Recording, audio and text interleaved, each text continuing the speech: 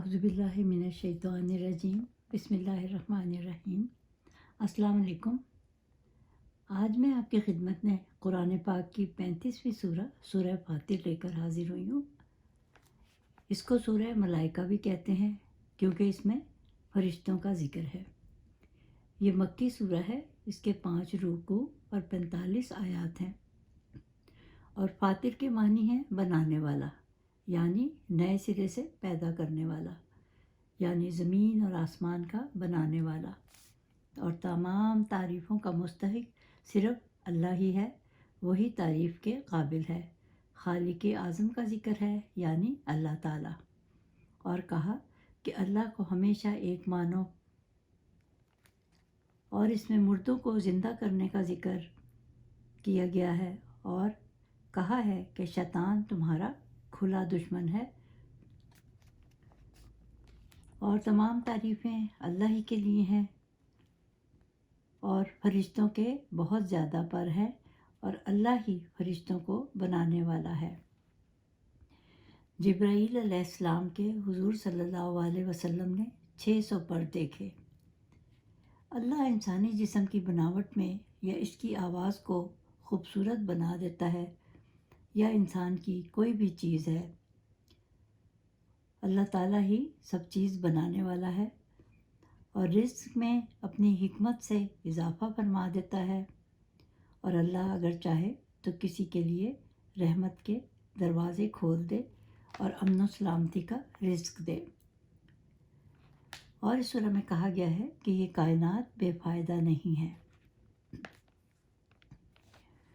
اور حضور صلی اللہ علیہ وآلہ وسلم ہر نماز کے بعد دوسرا کلمہ ضرور پڑھتے تھے، اور کہا کہ لوگوں نے اپنے اوپر اللہ کے احسانات کو یاد کریں، اور آسمان اور زمین کو قائم کرنے والے کو ہمیشہ یاد کرتے رہیں۔ اور کہا گیا ہے کہ تم اپنے ایمان سے کیوں پھرتے ہو، ہم نے تم پر نبی اور رسول بھیجے، ان کے کہے پر عمل کریں، اور حضور صلی اللہ علیہ وآلہ وسلم کو تسلی دی کہ آپ نہ گھبرائیں، ان کی تو عادت یہی ہے، بے شک اللہ کا وعدہ سچا ہے۔ دنیا کی زندگی ایسی ہے جیسے فصل پہلے سبز اور پھر زرد، یعنی تم کو موت کا مزہ تو چکھنا ہی ہے، اور قیامت کے دن سب کو اس کے کیے کا اجر ضرور ملے گا۔ دنیا کی لذتوں میں ہمیں گم نہیں ہونا چاہیے، آخرت کو یاد کرتے رہنا چاہیے، اور شیطان کو دور رکھنا چاہیے، کیونکہ شیطان تو فریب دینے والا ہے، اس کے فریب سے ہوشیار رہیں، اور شیطان کو ہمیشہ اپنا دشمن سمجھیں۔ کچھ لوگ گناہ کر لیتے ہیں کہ بعد میں اللہ سے توبہ کر لیں گے، لیکن یہ اقدام غلط ہے۔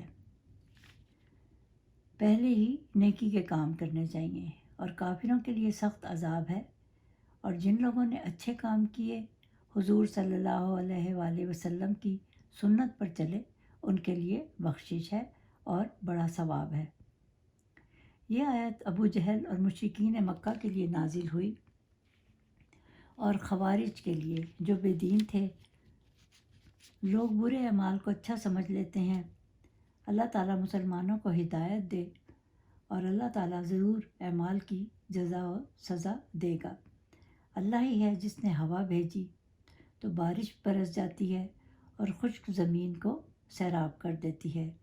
اسی طرح اللہ تعالیٰ مخلوق کو بھی دوبارہ زندہ کرے گا، اور جو عزت کا طلبگار ہے تو عزت دینے والا صرف خدا ہے، صرف اسی سے دعا کریں، اور نیک اعمال انسان کو بلند کر دیتے ہیں۔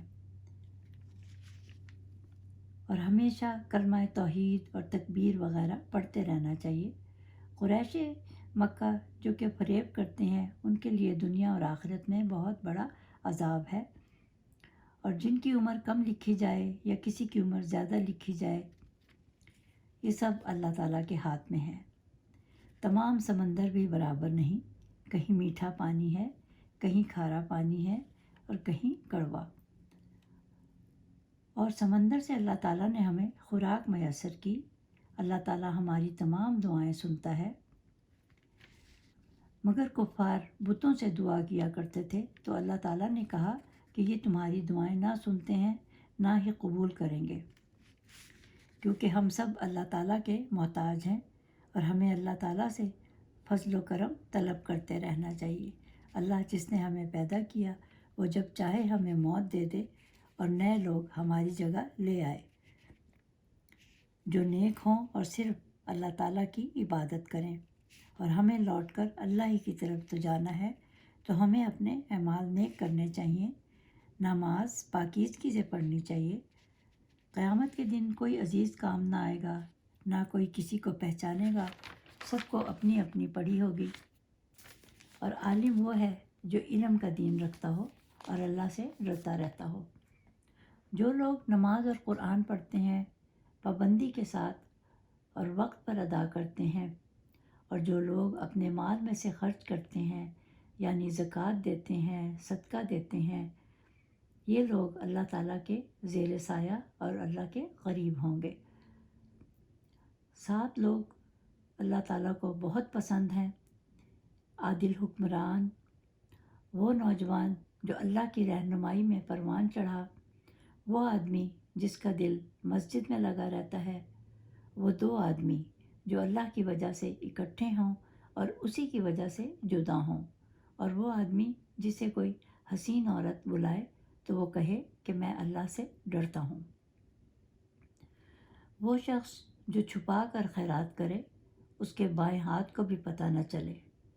وہ آدمی جو تنہائی میں اللہ کا ذکر کرے اور اس کے آنسو جاری ہو جائیں۔ یہ لوگ اللہ تعالیٰ کے بہت زیادہ قریب ہوں گے۔ اور قرآن جو پچھلی تمام کتابوں کی تصدیق کرتا ہے، جو کہ اللہ تعالیٰ نے حضور صلی اللہ علیہ وآلہ وسلم پر نازل کیا، کہا کہ اس کو پڑھو اور اس کے لکھے پر عمل کرو۔ اور لا الہ الا اللہ پڑھنے والے کی بہت فضیلت ہے کہ ان کی قبر میں وحشت نہ ہوگی، نہ ہی وہ گھبرائیں گے، نہ ان کو کوئی خوف ہوگا۔ اور جنہوں نے کفر کیا ان کے لیے دوزخ کا عذاب ہے اور ناشکرے کو بھی سزا ملے گی۔ اسی لیے ہر وقت اللہ تعالیٰ کا شکر ادا کرنا چاہیے۔ قیامت کے دن وہ ضرور روئیں گے، چلائیں گے کہ ہم کو دنیا میں بھیج دیں، ہم دین کے راستے پر چلیں گے، مگر اللہ کہے گا جب ہم نے پیغمبر اور حضور صلی اللہ علیہ وسلم کو تمہاری طرف بھیجا تو کیوں نہ دین کے راستے پر چلے۔ اب ان چیزوں کا کوئی فائدہ نہیں۔ یہ اللہ تعالیٰ نے کفار کو کہا جو کہ بتوں کو پوجتے تھے اور انہی سے دعائیں کرتے تھے۔ یہ تو تھا خلاصہ، اور اس سورہ کے کچھ فضائل ہیں۔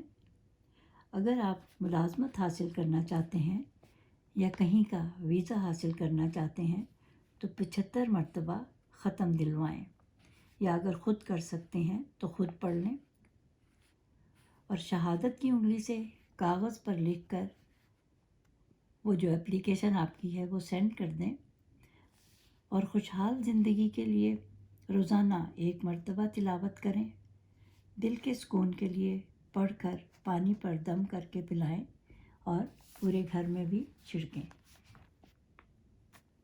امید ہے آپ کو یہ خلاصہ پسند آیا ہوگا۔ دوسری صورت کے ساتھ پھر حاضر ہوں گی۔ خدا حافظ۔